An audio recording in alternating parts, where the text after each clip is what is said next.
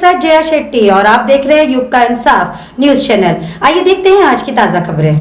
कांग्रेस के आह्वान पर 25 अप्रैल से 30 मई तक चलाए जा रहे संविधान बचाओ राष्ट्रव्यापी अभियान को लेकर मध्य प्रदेश विधानसभा में नेता प्रतिपक्ष उमंग सिंघार ने आज होटल पोर्टिको रीगल चौराहे पर एक महती पत्रकार वार्ता ली, जिसमें उन्होंने कांग्रेस के सामाजिक, आर्थिक एवं राजनीतिक न्याय जैसे मुद्दों पर चर्चा की। नेता प्रतिपक्ष ने बताया कि संविधान बचाओ अभियान 25 अप्रैल से 31 मई तक चलाया जाएगा, जिसमें जन रैली, जनसभा, विधानसभा स्तर पर आमजन से संवाद एवं सभाओं के माध्यम से प्रदेश के हर घर में पहुंचने का प्रयास किया जाएगा। श्री सिंघार ने अनुसूचित जाति, जनजाति एवं अन्य पिछड़ा वर्ग के सामाजिक, शैक्षणिक और राजनीतिक उत्थान के अलावा जातीय जनगणना, शैक्षणिक संस्थानों में दलितों को आरक्षण, स्वामीनाथन आयोग की सिफारिशों के अनुसार न्यूनतम समर्थन मूल्य देने तथा किसानों के ऋण माफ किए जाने की मांग भी की। विधानसभा में नेता प्रतिपक्ष उमंग सिंघार ने इसके अलावा अनेक मुद्दों पर भी चर्चा की। ब्यूरो रिपोर्ट प्रकाश महावर कोली। किस प्रकार से चल रहे आप देख रहे हैं, राहुल गांधी जी पे, सोनिया गांधी जी पे, प्रियंका वाड्रा पे जी पे जिस प्रकार से झूठे केस। कल कोर्ट ने कहा, ईडी की तरफ से कोर्ट में कि भाई इन पे नोटिस जारी किए जाए। कोर्ट ने कहा कि आपके पास पूरे दस्तावेज दिए, पूरे लेके आए मैं प्रमाण के साथ। इतनी जल्दी क्यों? कागज है नहीं, प्रमाण है नहीं, पूरे अधूरी कागज के साथ आप कोर्ट से जाके नोटिस जारी कराना चाह रहे हो। तो मैं समझता हूं कि देश के अंदर एक अराजकता की स्थिति हो गई। जो अब बोले उसको दबाओ। तो ये साथियों, कांग्रेस पार्टी इस बात का विरोध करती है कि झूठे प्रकरणों में जिस प्रकार से फंसाया जा रहा है। और आपने देखा ईडी, सीबीआई, इनकम टैक्स 200 से ज्यादा मुकदमे देश के अंदर सांसद, विधायक ऐसे जो किसी न किसी प्रदेश में सरकार बनाने को लेकर अपना प्रभाव रखते थे। या तो आप हमारी बीजेपी की सरकार बनाओ या फिर ईडी और सीबीआई की जांच से। तो देश में लोकतंत्र खत्म करने की तैयारी है। देश में आम व्यक्ति की अभिव्यक्ति खत्म करने की तैयारी है। और जो वन नेशन वन इलेक्शन की बात कर रहे हैं बार बार, इसके पीछे भी यही चाहते हैं कि मोदी के नाम पे जीत जाओ, फिर अपनी दादागिरी चलाओ देश के अंदर। ठीक है, लेकिन मैं समझता हूं कि देश एक संघीय ढांचा जो संविधान में है, चाहे राज्य सरकार हो चाहे केंद्र सरकार हो, सबके अभिव्यक्ति और अपने अधिकार है, उसको खत्म करने की तैयारी चल रही है ये वन नेशन वन इलेक्शन के माध्यम से। साथियों,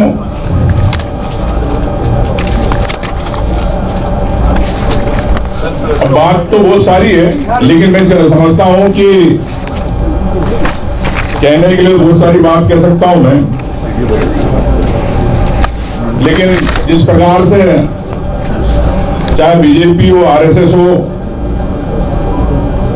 लोकतंत्र के चौथे स्तंभ पर भारत में निजीकरण का बढ़ता दौर, जनगणना को लेके जो 246 में संविधान में अधिकार है, जब द्वितीय विश्व युद्ध हुआ था, जब जनगणना हुई थी, तो आज 2021 की जनगणना क्यों नहीं कराना चाहती केंद्र सरकार? क्या समान रूप से हर वर्ग को अधिकार नहीं देना चाहती? क्या ओबीसी,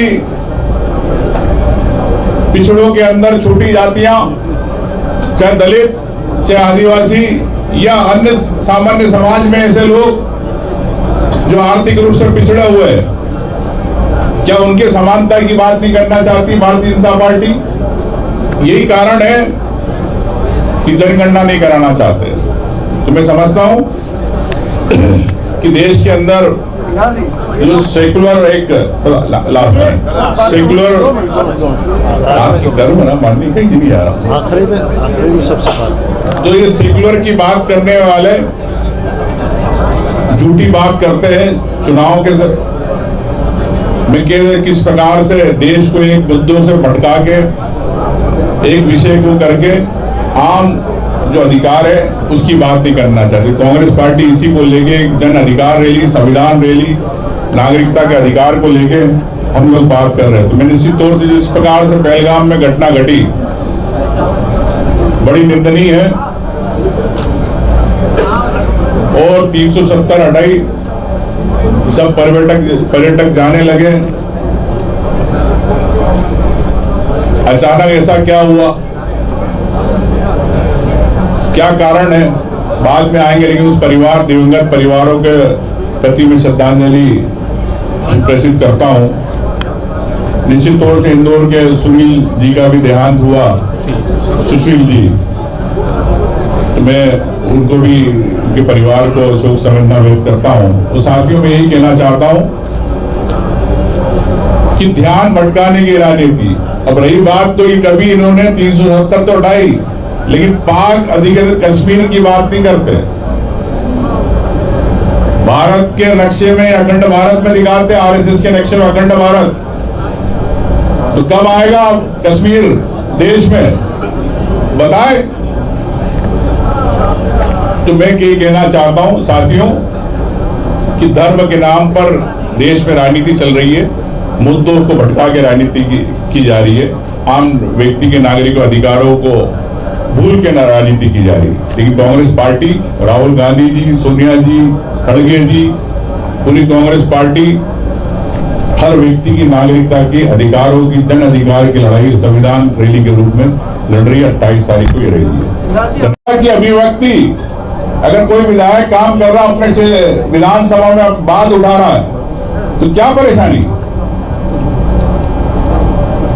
160 की विधानसभा की सरकार क्यों घबराती है 64 विधायकों से?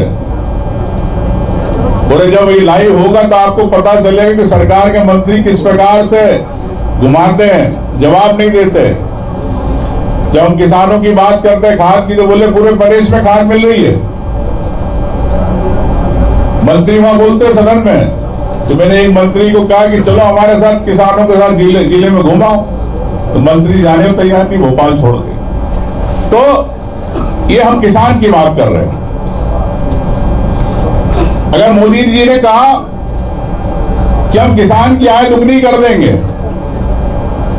नहीं हुई,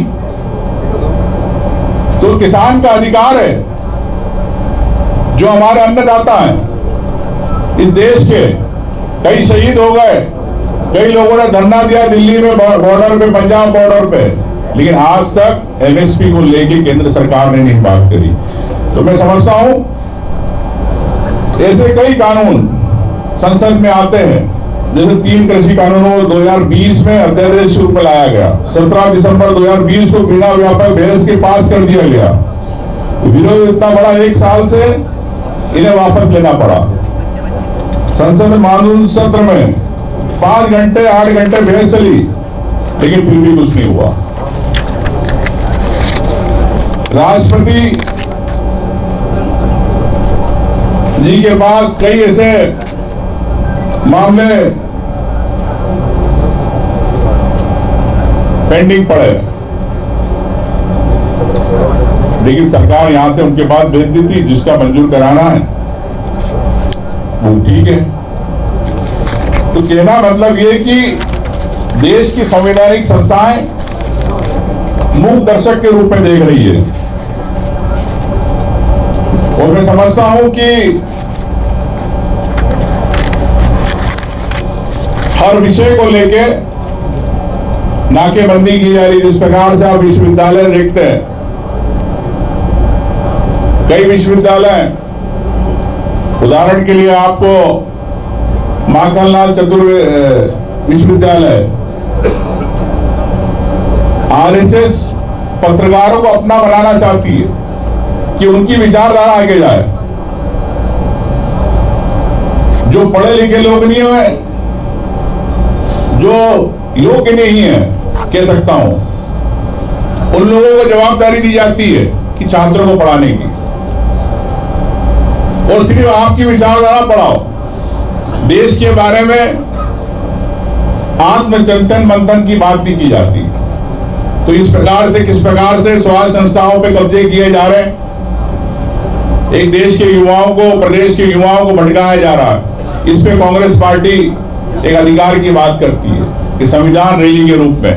तो मैं समझता हूं कि मुद्दे बहुत है, लेकिन मैं यही कहना चाहता हूं कि जिस प्रकार से प्रेस की आजादी को लेकर भी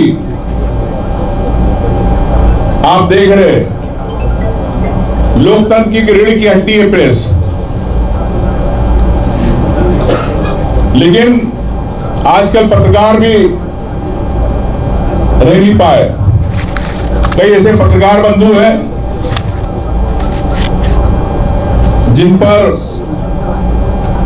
निश्चित तौर से घटनाएं घड़ी। तो ये संविधान की धारा 19(1) के तहत स्वतंत्र रूप से है कि पत्रकारिता को लेके, प्रेस के समय को लेके, लेकिन 2024 के प्रेस फ्रीडम इंडेक्स में 180 देशों में 161वें स्थान पर है इन मीडियाओं के पत्रकारों पर हमला। पत्रकार राणा अयूब सिद्दीकी, कपन, रवीश कुमार, अंजित, अंजुम, पूर्ण प्रसून वाजपेयी को जैसे लोगों को टारगेट किया गया। मध्य प्रदेश के अंदर भी कई ऐसे साथी पत्रकार थे जिनको इस प्रकार से मैं समझता हूं कि हमले हुए। सीधी में पत्रकार को घर जला दिया गया। सतना के जेतवाड़ा में पत्रकार पर हमला हुआ। अभी भोपाल के अंदर पत्रकारों ने धरना दिया था, 400 का पत्रकार पे केस बना दिया गया, एक्सीडेंट केस, झूठा मुकदमा। बालाघाट में मिलिंद ठाकरे पे हमला हुआ। तो ये हमला कर रहे कौन? ये वो लोग हैं जो सत्ता के, सरकार के खिलाफ आवाज उठाते हैं आम व्यक्ति की, जो एक पार्टी विशेष से जुड़े, चाहे संघ से जुड़े, चाहे भारतीय जनता पार्टी से जुड़े, तो ऐसे दबाया जाता है पत्रकारों को। तो मैं समझता हूं कि अभिव्यक्ति को लेकर एक लड़ाई है। निश्चित तौर से आपको एक और बात कहना चाहता हूं। अभी तो मैं दतिया गया, पूर्व गृह मंत्री गया, और अगर आपकी किसी की रिश्तेदारी हो तो एक बार आप दतिया में फोन लगा के पूछना, या आपके मित्र हो।